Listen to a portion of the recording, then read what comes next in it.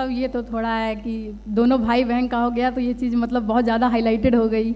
अगर जैसे सिर्फ भैया का हुआ होता, मेरा ना हुआ था तो ठीक है, हुआ है, लेकिन मतलब और टॉपर्स चल रहे होंगे, इन लोगों ने सारा हाईलाइट मतलब वो इन्हीं लोग को हो गया। मतलब अभी मेरी 12वीं रैंक है, भैया की 8वीं रैंक है, तो मैंने कहा ये भी ठीक हुआ, बड़ा था, थोड़ा रैंक बढ़िया है तो ये भी चलता रहता है।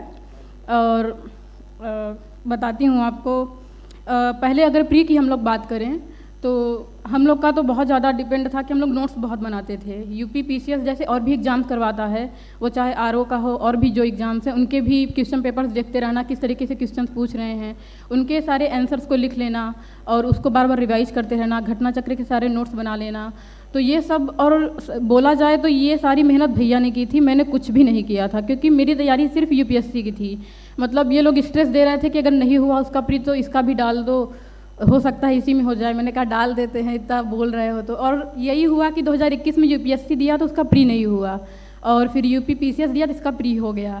तो ये लगा कि चलो एक साल के लिए अब बिजी रहेंगे तो भैया की वजह से उसके सारी नोट्स पढ़ के मेरा प्री हुआ, क्योंकि प्री हो गया तो मेंस की तैयारी तो ठीक ठाक थी, क्योंकि अगर आप यूपीएससी का अगर आप मेंस तैयार कर रहे हो तो वो यूपी पीसीएस के लिए भी काम देता है, सेम ही रहता है लगभग। हाँ, जो यूपी स्पेशल है वो आपको अलग से पढ़ना पड़ता है।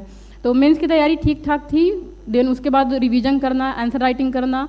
और ये कहूँगी मैं कि यूपी पीसीएस अधिकतर इग्नोर हो जाता है, खासकर इलाहाबाद में या कहीं भी जगह यूपीएससी के चक्कर में, क्योंकि कोचिंग इंस्टीट्यूट वाले अगर करते हैं तो बहुत ज़्यादा वो कोचिंग मतलब यूपीएससी ओरिएंटेड रहेंगे, उनकी टेस्ट सीरीज यूपीएससी ओरिएंटेड रहेंगी, उनका जो सारा प्रोग्राम है वो यूपीएससी ओरिएंटेड रहता है। तो काफ़ी कम कोचिंग हैं जो यूपी पीसीएस के हिसाब से सब कुछ ऑर्गेनाइज कर रही हैं, उनकी टेस्ट सीरीज उसके हिसाब से है, उस सिलेबस के हिसाब से है, उनके प्रीवियस ईयर क्वेश्चंस के हिसाब से है।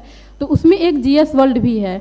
तो ये मैं कहूँगी कि आप मतलब इनका मटेरियल अच्छा होता है। अगर आप आंसर राइटिंग की आप बात कीजिए मेंस के लिए, तो वो मटेरियल काफ़ी अच्छा रहता है। और बाकी मैंने यहाँ से मॉक इंटरव्यू दिया था तो उसका एक्सपीरियंस भी काफ़ी मतलब बेहतर था। आई थी पहले तो सर कहें नमस्कार नहीं किया तुमने, मतलब एक जो मैनरिज्म होता है ना वो थोड़ा सा बहुत मिसिंग था। बैठ गए, बीच में हंस रहे हैं कि हंसना नहीं है ज़्यादा तुमको। मैंने कहा ठीक है सर, मतलब एक आपको फिर सीखने को मिल जाता है, वहाँ जाके ये सब नहीं करना है। और मतलब एक तैयारी के दौरान आप ये देखेंगे कि बहुत ज़्यादा बच्चे स्ट्रेस लेके पढ़ते हैं। मतलब एक तो कोई चीज़ पढ़ेंगे, या अगर आप चाहे सेल्फ स्टडी कर रहे हो, चाहे आप कोचिंग कर रहे हो, चाहे जो कर रहे हो, आप अपने मटेरियल पे आप भरोसा रखो। कोचिंग करोगे तो आपको लगेगा कोचिंग वाले ढंग से नहीं पढ़ाएं, फिर 4 लोगों से पूछोगे इसको आप वहाँ से कर लो, यहाँ से कर लो।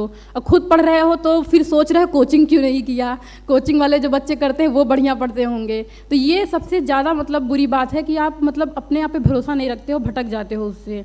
जो भी आप पढ़ो आप भरोसा करो कि अगर मैंने ये टॉपिक ख़त्म कर लिया है तो अब मैंने ख़त्म कर लिया है और मुझे कहीं और जाने की ज़रूरत नहीं है। जो आएगा इसी से आएगा, नहीं आएगा तो नहीं ही आएगा, कुछ भी बना के लिख दूंगा। अगर 15-20 क्वेश्चन लिखने हैं, 15 क्वेश्चन ठीक ठाक लिख दिया है, 5 क्वेश्चन में कुछ भी लिख दूंगा, जो भी आया इधर उधर कुछ भी करके, तो भी कोई दिक्कत नहीं है। तो अपने मटेरियल पे आप भरोसा रखो।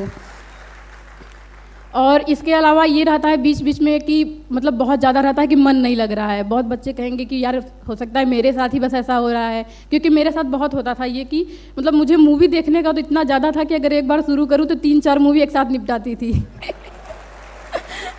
तो मतलब ऐसा रहता था ना। और घर वाले फिर एकदम डांटना शुरू कर देते थे। एक दिन अच्छा मतलब कि जैसे मन नहीं लग रहा है, एक दिन चलो तुम्हारा मन नहीं लगा, 2 दिन नहीं लगा, ये क्या 4 दिन से ये लगा रखी हो कि मन नहीं लग रहा है, मन नहीं लग रहा है। तो मतलब मुझे डांट भी भयंकर पड़ती थी। और फिर एक ही वेपन होता था, रोना शुरू कर दो डांटना ये लोग बंद कर देंगे लेकिन मतलब मैं ये बताने की कोशिश कर रही हूँ कि ये बहुत नॉर्मल है कि आपका मन नहीं लगेगा, 1-2 दिन के लिए आपका पढ़ने का मन नहीं करेगा। लेकिन अगर आप उसमें स्ट्रेस ले लोगे कि ये सिर्फ मेरे साथ हो रहा है और बच्चे पढ़ रहे हैं, तो ये बिल्कुल मतलब लेने की ज़रूरत नहीं है। वो नॉर्मल है, 1-2 दिन नहीं लगेगा, इधर उधर घूम लो। बल्कि अगर नहीं लग रहा है तो फिर इतना मस्त इंजॉय करो कि फिर उसके बाद लगे कि अब तो पढ़ना है, जाओ मूवी देख लो, दोस्तों के साथ घूम लो, जो करना है मन में आए, मतलब उसको फिर अच्छे से बर्बाद करो। 2 दिन बर्बाद कर रहे हो तो फिर अच्छे से करो, फिर पढ़ाई के पीछे मत पड़ो कि फिर स्ट्रेस भी ले रहे हो। तो उसके बाद फिर अपने आप शेड्यूल पे आओ और फिर एकदम मज़े से फिर उसके बाद पढ़ना शुरू करो। तो यही सारी चीज़ें हैं।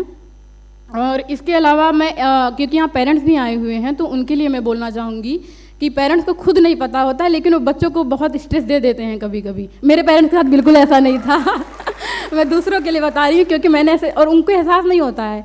वो अपने बच्चे को कहेंगे, अरे यार ये दिन भर मोबाइल चलाता रहता है, अरे यार दिन भर ये वो करता रहता है। अब कहें ना तो क्या कहें, मुंह से निकल जाता है। मतलब उनके साथ हमेशा ये लगा रहता है ना। तो मतलब मैं ये कहूँगी, जब तक बच्चों के अंदर जिम्मेदारी नहीं आएगी कि मुझे ये खुद से करना है, पेरेंट्स चाहे जितना आप उनको ये कहो कि तुम ये पढ़ो, तो वो फिर ना पेरेंट्स से चिढ़ने लगते हैं, बच्चे ये क्या दिन भर आके सर पे बोलते रहते हैं, मतलब इस तरीके का भाव आ जाता है। तो प्लीज़ बच्चों को आप स्ट्रेस मत दीजिए। आप उनको सोर्सेज अवेलेबल कराइए, मटेरियल अवेलेबल कराइए, और एक खुद से जिम्मेदारी आने दीजिए उनके अंदर। जब वो खुद से करने लगेंगे ना, तो वो मतलब बहुत बेहतर करेंगे, आपको कहने की ज़रूरत नहीं पड़ेगी। सभी को नमस्ते। मैं माइक पर आज तक मतलब ज़्यादा बोला नहीं, तो मुझे थोड़ा संकोच लग रहा है, लेकिन अब लग रहा है कि बोलते बोलते ही सबसे चीज़ें खुलेगी। तो आज यही शुरुआत करते हैं। तो मैं अपनी सिविल सेवा की थोड़ा जर्नी बताता हूँ, तो उससे आप लोग को थोड़ा समझ में आएगा कि चीज़ें कैसे हमारी कंट्रोल में आई, कैसे इस तरीके से आज हमारा सिलेक्शन हुआ। तो सिविल सेवा में जाने का मन, जैसे कि इलाहाबाद में जो जन्म लेता है, इसका जन्म इलाहाबाद की धरती पर हुआ है। अगर वो पढ़ने में ठीक है तो घर वाले कहते हैं कभी न कभी कि तुमको सिविल सेवा करना है, कलेक्टर बनना है, आशीर्वाद भी यही देते हैं कि बेटा तुम कलेक्टर बनो। तो बचपन से सुनते सुनते आ रहे थे कि सिविल सेवा में जाना है, डीएम कलेक्टर बनना है, इस टाइप की चीज़ें सुनते आ रहे थे। तो फिर 12वीं के दौरान लोगों को समझ में आ जाता है कि हमें किस क्षेत्र में जाना है। तो 12वीं के समय ही मैंने सोच लिया था कि मुझे सिविल सेवा में जाना है। लेकिन फिर पिताजी, उस समय मतलब क्रेज चल रहा था आईआईटी का बहुत तेज़ी से, बहुत भयानक आईआईटी क्रेज था उस समय। बीए को बहुत ही, क्या बोला जाए, हीन दृष्टि से देखा जाता था, बीए बीएससी को। हाँ, कि अगर आपका आईआईटी में सिलेक्शन नहीं हुआ तो आप बर्बाद हो चुके हैं, ये माना जाता था। तो सबके कहने पर मैंने भी आईआईटी की 1 साल तैयारी की, मुझे कुछ नहीं मिला। प्राइवेट कॉलेज से मैंने बीटेक किया।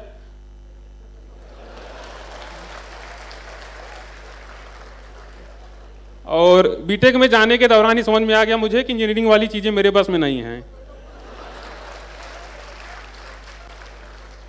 तो बीटेक सेकेंड ईयर में ही मुझे समझ में आ गया कि मुझे सिविल सेवा ही करना है। लेकिन बीटेक भी इतना हेक्टिक रहता है कि आपको वहाँ समय नहीं मिल पाता। मतलब कि 8 सेमेस्टर हैं, इंटरनल एग्जाम हो रहे हैं, प्रैक्टिकल है, बहुत सारी चीज़ें, तो बीटेक के दौरान समय नहीं मिल पाता था मुझे। हालांकि जो मेरा बीटेक में कमरा था उसमें इंडिया का मैप, वर्ल्ड मैप हमेशा लटका रहता था। हाँ, कि लोगों को देखने में लगे कि सिविल सेवा की तैयारी कर रहा है।